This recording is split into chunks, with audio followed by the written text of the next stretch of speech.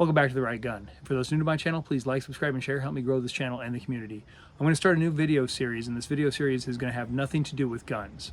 It is going to have everything to do with how you set up for your military retirement or separating from service after 2, 3, 4, 5, 6 years of service or whatever. But I'm going to really focus on those retiring from the military.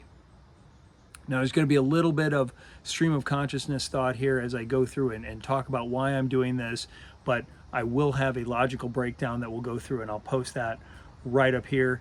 But let me tell you a little bit why I wanted to start this. So several people have reached out to me and said, hey, Zach, I think you were on a good path when you decided to retire from the military. You seem to have, had your all your stuff in one sock, if you will, and you have seemed to have landed on your feet. You didn't have any of the, kind of post-military service depression, blues, or anything like that. You knew that you wanted to separate.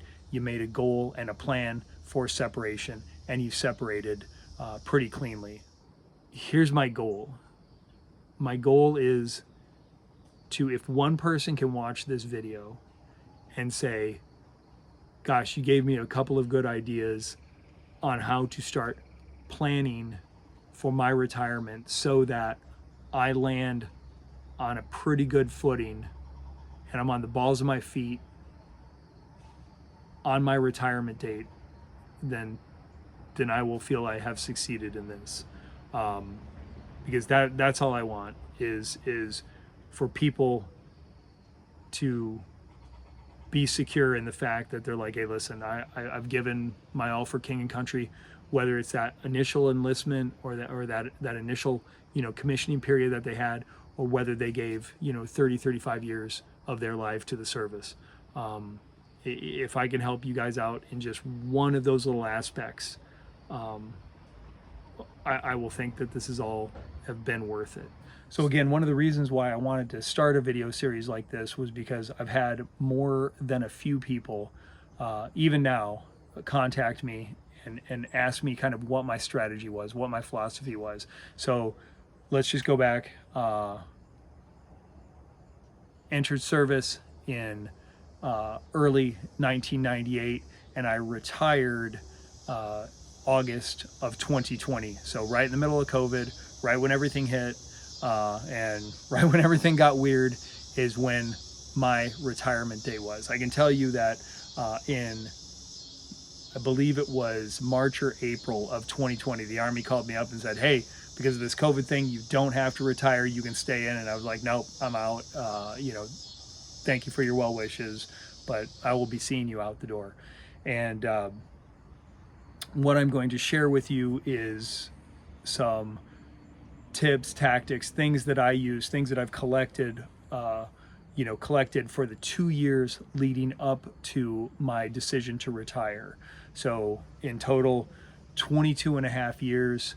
I did actually land in a pretty good billet that enabled me to do some of this stuff. So I wasn't in, my last assignment was in a combatant command, strategic command in Omaha, Nebraska.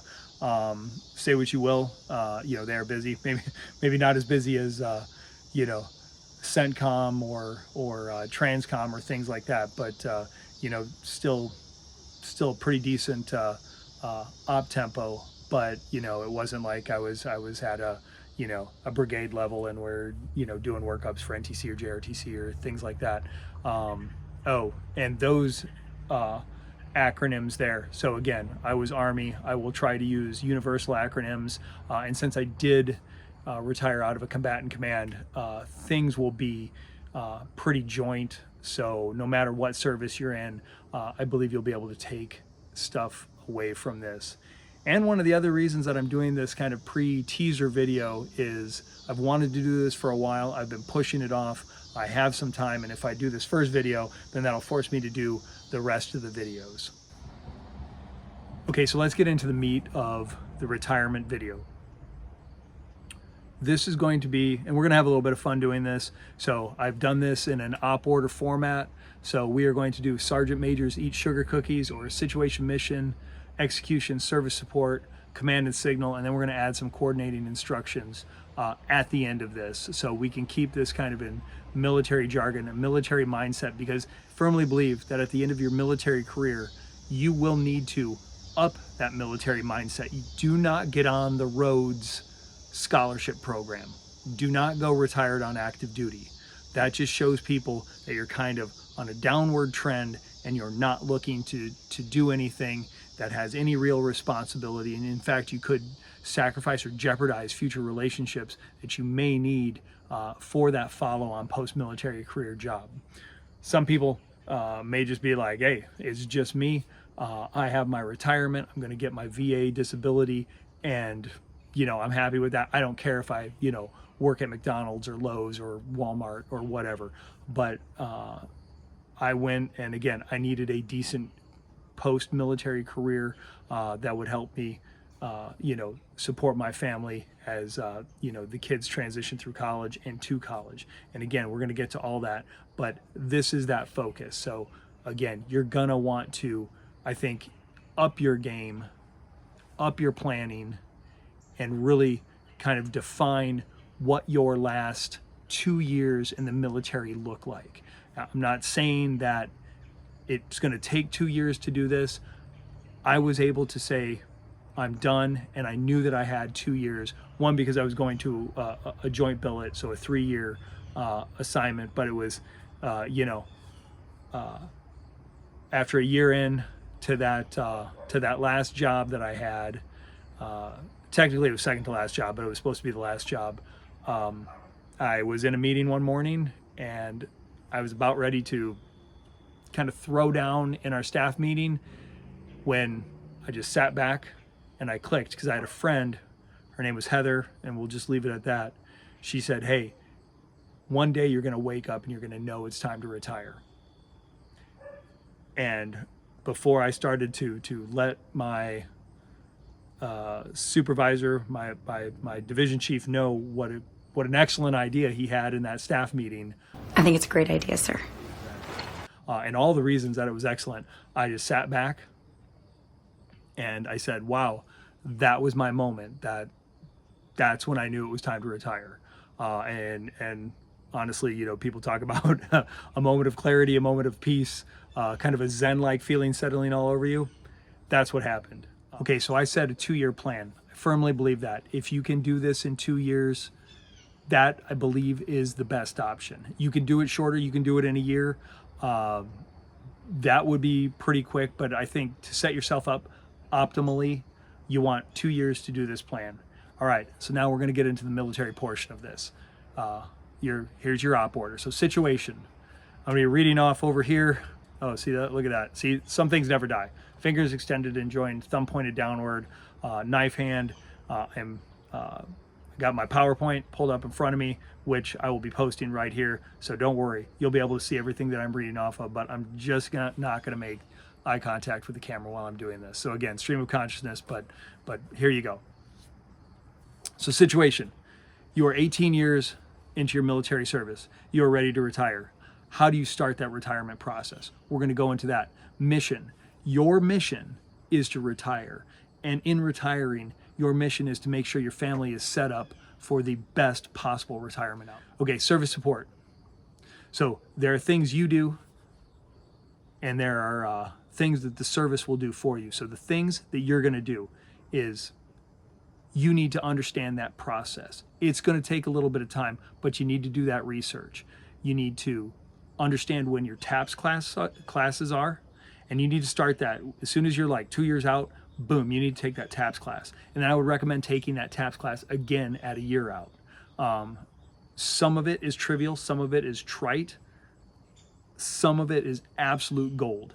Okay, I won't lie to you. You're gonna have to sit through some crap, and your eyes are gonna be rolling in the back of your head. But some of that shit is worth hearing a second time.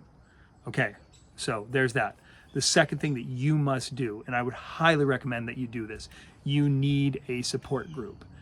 Not your family, not people who have retired. Use them as a resource. Use them as mentors.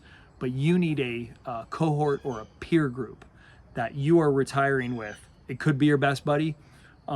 it just could be a loose group of other officers or NCOs. My group consisted of another 05 and a chief master sergeant. So a senior enlisted and another 05. That was our cohort group.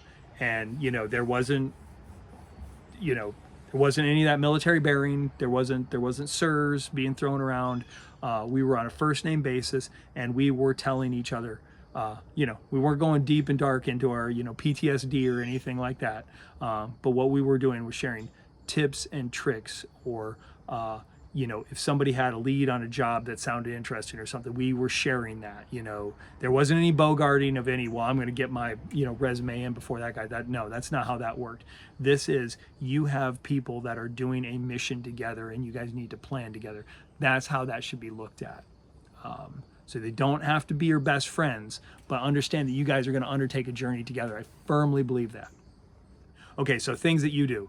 We talked about planning, and we talked about the cohort group. So just to recap, TAPS class at 2 years and at a year. Get a cohort group, somebody you can trust, somebody who's going to the same things that you are. Okay. There's things that the services will do, and that kind of will come back into the TAPS as well, because the services will offer you a TAPS class. I cannot remember what that stands for, but it's basically I'm going to go to this to retire, and this is where I learn about all my benefits and the things that that the government is due me. And as service members, that's kind of a hard thing for some of us to accept, is that, hey, I am owed something at the end of this. It sounds really ugly, and if you really truly, like I do, believe in that life of service, it's going to be a hard thing for you to stomach and say that, hey, these are due me. But you have to swallow that pride, because there are things that are due you. You have sacrificed time away from your family. You have sacrificed your body. Okay? You have sacrificed, your safety. You have sacrificed a lot. And this isn't platitudes of, oh, thank you for your service, no. These are things that are owed you, and you need to understand them, and you need to understand how to take advantage of them. Not advantage in a bad way, but in a way that you can access. We all know how the government sucks at certain things. The government is not going to hand you out stuff. You have to do the paperwork correctly. And again, I'm not going to tell you what paperwork to fill out, because it's going to be different in certain situations, but I'm just hopefully going to lead you in a way that instinctively what to be looking for. That's my goal. Okay. So the other thing that the services will do for you, mention TAPS. So again, you have that, what you do for TAPS, and you have what the services do for TAPS. The second thing is medical. So I will also talk about the VA, but right now the VA, while you're active duty, they don't want to talk to you. They don't care that you're retiring, because you're not a burden on them yet, and you will be. So again, tons of videos on that, and you'll learn that. But for medical, you need to understand your timelines, how long it takes you to get a digital copy of your electronic, a digital, and I would recommend CD copy of your medical records. Okay, and you may have to get two, right? Like, so if you have a surgery coming up just before you retire, so you get all of your medical records, and then you have a surgery, you're gonna have to get those as well. Okay, so just know that. But TAPS and medical, that's what the services are really going to do for you, and you have to understand your services timeline for when you need all that stuff, and how you're going to exit your time from the service. So leading into that, what your services is going to expect of you and your time of service, that leads into command and signal. Okay, you have to understand what exactly you're going to do for your command, what you have to do for your command to start that paperwork to request services. Again, as an officer, I had to request to get out of the Army. I don't know. If I was a good officer, I guess I would know if NCOs needed to do that, or if they're just like, yeah, I'm done and I'm out. I'm sorry, I don't know that. Again, maybe if I was a better officer, I would.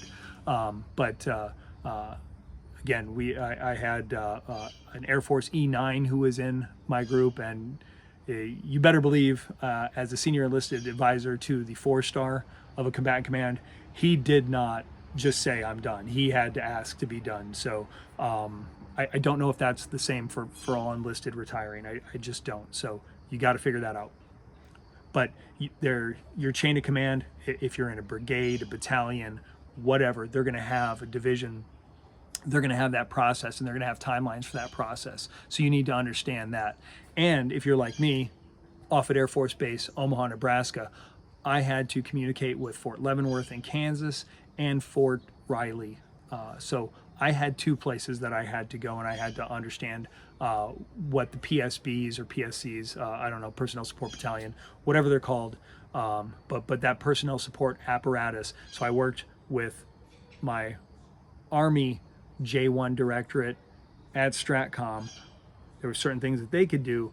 Then I had to go to Riley, and then I had to go to Leavenworth. So just putting that out there, that was a bit of an anomaly for me.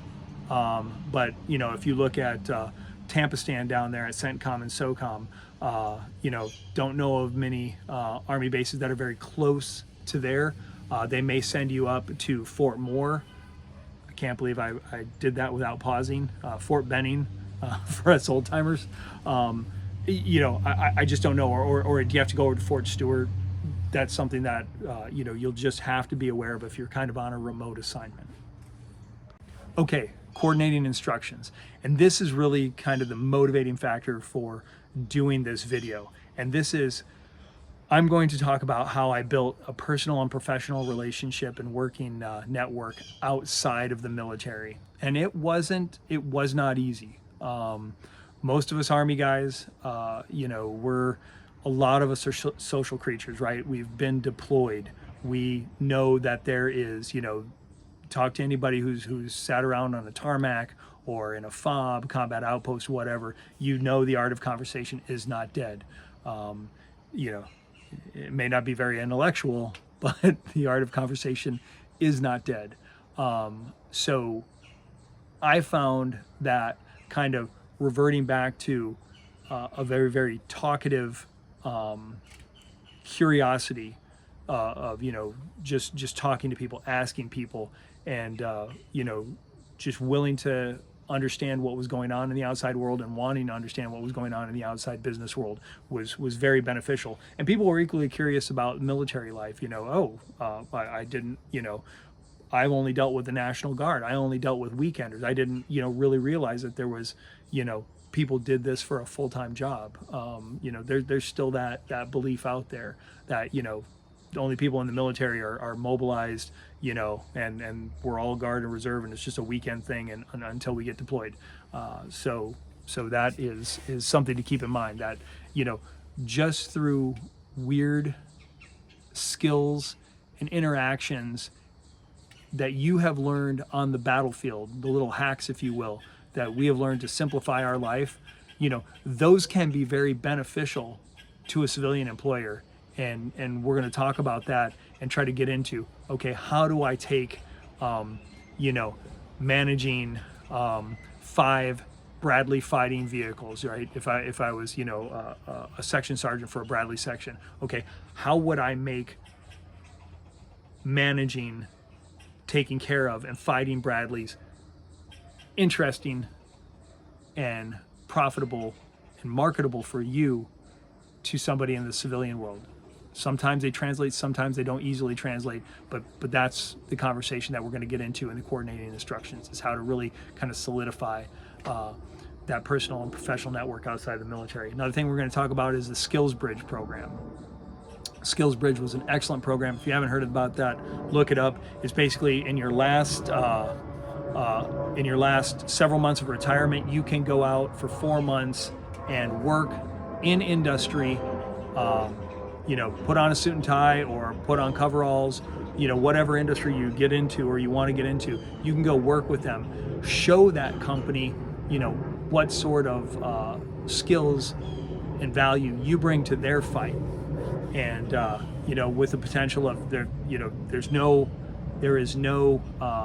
you know, promise that they have to hire you, but it is an excellent internship. It is a great resume builder, and it's a way to learn what that language and communication skill set on the outside is like. So, you know, you're not writing basically your OER or NCOER as a resume. So again, I'm going to have this as a 5 or 6 part series. We're going to start talking about how you exit the military. The first section will hopefully drop in a week or so, and what I want to talk about there, and hopefully it's not nearly as long as this one. Again, I told you, I warned you, this was stream of consciousness up front. But what I will want to do is focus on basically from that 2-year mark, you've decided, I want to retire, and we're going to get you to 180 days out from retirement. So we're going to go in a 1.5-year span in this first video set. And what we're going to talk about is TABS class. We're going to talk about resources available to you. We're going to talk about things that I did to help me be more proficient at really kind of tracking that stuff. And you know, and we're going to talk about some of the conversations you're going to need to have, you know, with your family. I haven't decided if I'm going to get into money yet, because one of the things that I always wanted to know is, okay, what am I going to have to make to either be on par with what I was making at 22.5 years of service at my current grade, or above. So I haven't decided if I want to do that. It's easy on the one hand to talk about military pay because that is a matter of public record. It's quite another to talk about a civilian corporation pay and equate that to, you know, what you would need. So if I do that, what I might do is talk about you know, a government civilian, or I might pick a local contractor and talk as a hypothetical. I'm not a government civilian, and I'm not a government contractor, so I'm not like what they call a CETA contractor. But I do believe that, especially in this day and age, you are going to need to understand the basics of that retirement calculator and what you're going to need. And what you can expect to plan with. So stay tuned. I will drop resources in the description as we go. And thanks for watching. Like, subscribe, and share. If you know of people getting out of the military and you think this is of benefit, please forward this to them. One thing I will not do is this. I am not going to take requests of, hey, you didn't talk about this. Well, maybe it didn't pertain to me. Maybe I don't have personal experience with it. But I guarantee you somebody on YouTube has. And, you know, again, I'll give you the good, bad, and the ugly. But, you know, I'm going to talk what worked for me. And I'm going to stay away from anecdotals. So, again, thanks for watching. Like, subscribe, and share.